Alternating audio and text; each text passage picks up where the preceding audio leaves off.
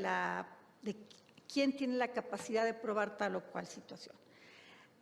La audiencia sin la presencia de las partes, ya lo decía Verónica, tendrá que determinarse si las partes no acuden por causa de fuerza mayor o por qué otra causa no acuden, y si eso es excluyente de digamos, del daño que le puede generar a una parte no estar en la prueba, en la audiencia, y que exclusivamente esté la Fiscalía o el Ministerio Público. Ahora, en cuanto a no sé cómo voy de tiempo, pero todavía 2 minutos. Hace varios años supe de un caso de un pequeño rancho en Valle de Bravo, cerca de Valle de Bravo. Esta tierra ya estaba un poquito caliente, digamos, con presencia de narcotráfico.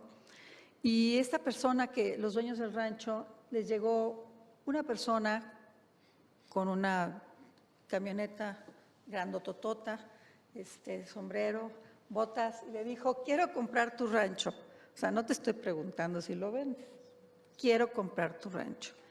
Entonces, pues afortunadamente sí tenían intención de venderlo debido a cómo estaba la situación ya en esa zona.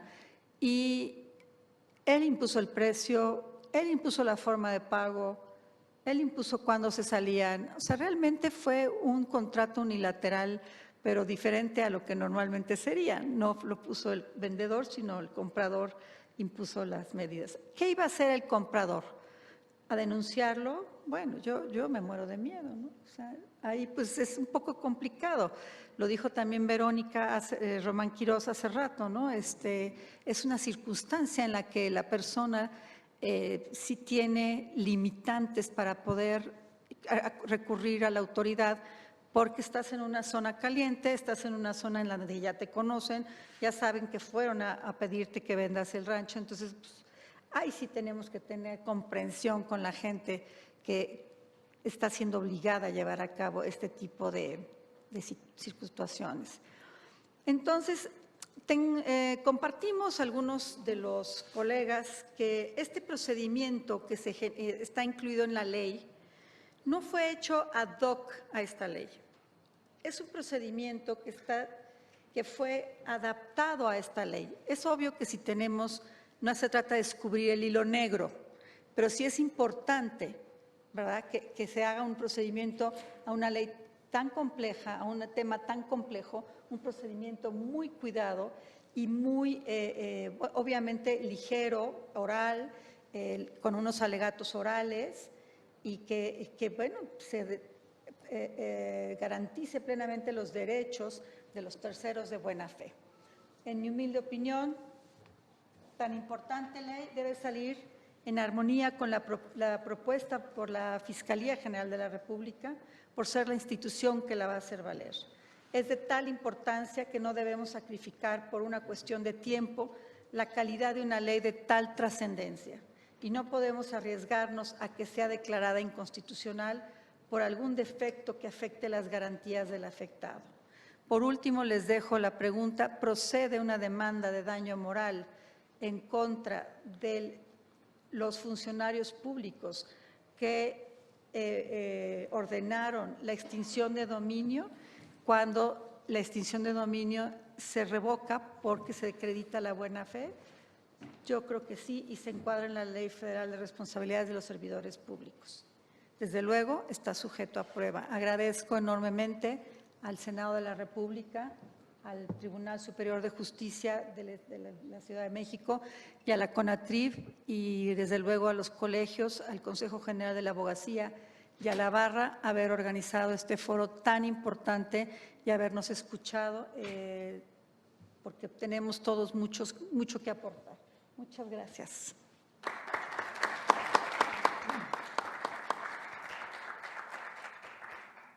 Muchas gracias, maestra Claudia de Buen. A continuación, el licenciado David Pablo Montes Ramírez platicará sobre este tema de destino de los bienes. Su semblanza, brevemente: él es licenciado en Derecho por la Universidad Nacional Autónoma de México, con especialidades en Derecho Fiscal, en Amparo y Derecho Económico y Corporativo por la Universidad Panamericana. Él tiene una maestría en Derecho Procesal Penal Acusatorio por la Universidad US Semper y es miembro activo de la Barra Mexicana del Colegio de Abogados desde el mes de junio de 1979 y ha participado activamente y lo sigue haciendo en las comisiones de Derecho Civil, Derecho Familiar, Derecho Mercantil y Derecho Administrativo.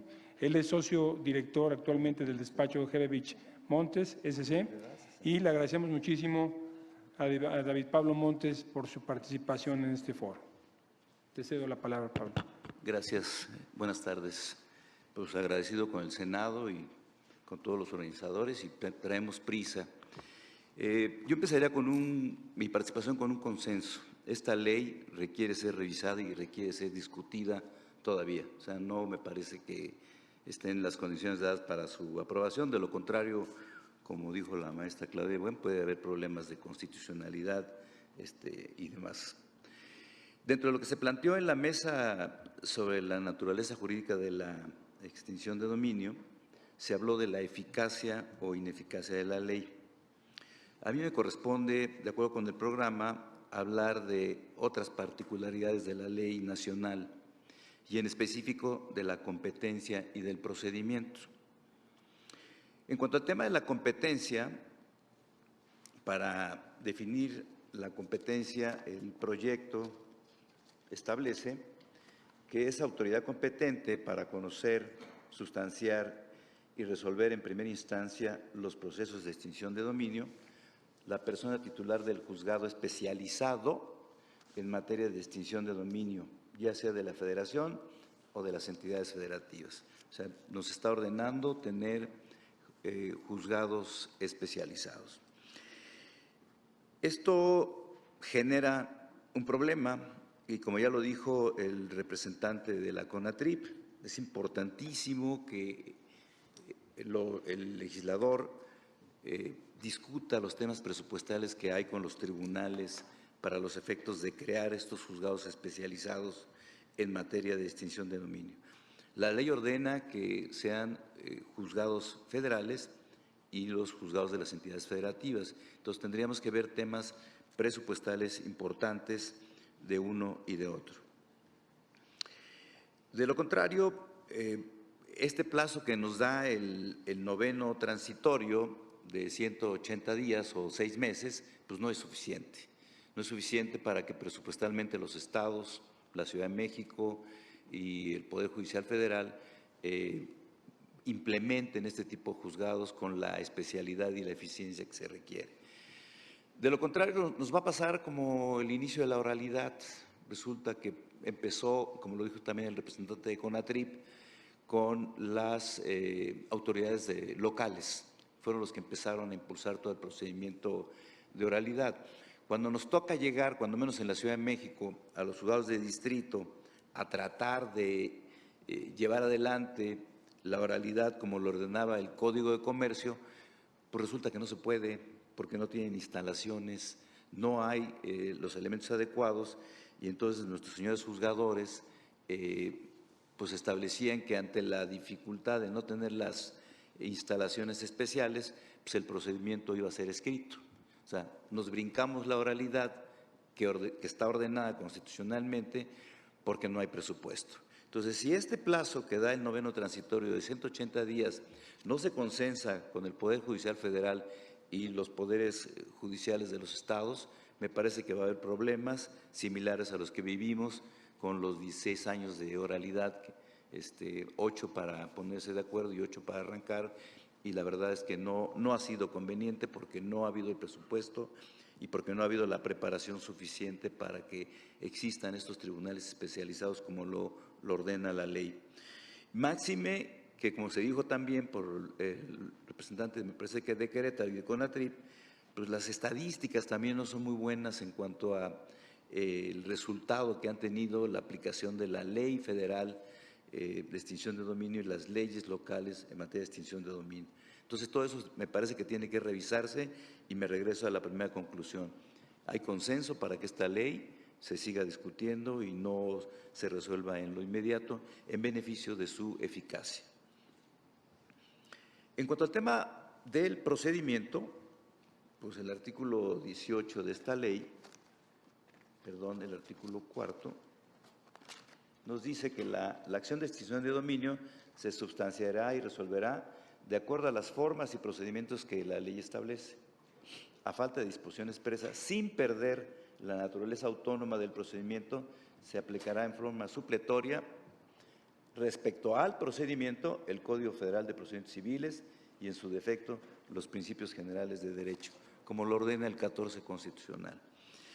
Entonces, ¿qué sucede con este proyecto que nos presentan o que estamos analizando? Pues, en mi opinión, a este proyecto debemos eliminar los artículos del 18 al 294, porque verdaderamente lo único que tiene es que le están anexando un Código de Procedimientos Civiles, no tiene otra cosa. Y eso que implica más de la mitad de la ley, crea una distracción impresionante para que los que van a discutir este proyecto se ocupen de temas que realmente son relevantes. El procedimiento ya está resuelto, el procedimiento es supletorio, te vas al Código Federal de Procedimientos Civiles y asunto que se acaba. Y ahí viene toda esta serie de regulaciones que están de más en este proyecto, que si los impedimentos, que si las excusas, que si el secretario de acuerdos. Me parece que eso es distractor, me parece que se deben concentrar en qué vamos a hacer con los bienes. Todo lo que se discutió y se ha platicado sobre la buena fe, sobre el destino de los bienes, sobre qué pasa si de alguna forma resulta que no soy penalmente responsable, pero sí me van a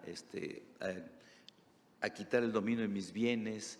Yo creo que eso es más importante que estar discutiendo si el secretario de Acuerdos se ausenta o no se ausenta de sus funciones. Entonces, me parece que cuando menos es como yo lo veo, del artículo 18 al 294 deben eliminarse y concentrarse en los temas propios de la extinción de dominio. El procedimiento está resuelto. Claro, sin olvidar que también dentro del procedimiento podemos aplicar lo que sugiere la Fiscalía General de la Federación, que es el procedimiento oral. Realmente, obviamente, el procedimiento oral civil para tramitar la extinción de dominio de una manera eficiente. Entonces, me parece que también es importante que se defina si vamos a aplicar en esta ley un procedimiento oral o un procedimiento escrito, independientemente de que conozca de este procedimiento un juez federal o local especializado. Creo que si logramos hacer esta eliminación de estos preceptos, podemos tener una eficacia más conveniente de la ley, y eso requiere un poquito más de discusión. Esa es mi propuesta y mi sugerencia. Muchas gracias.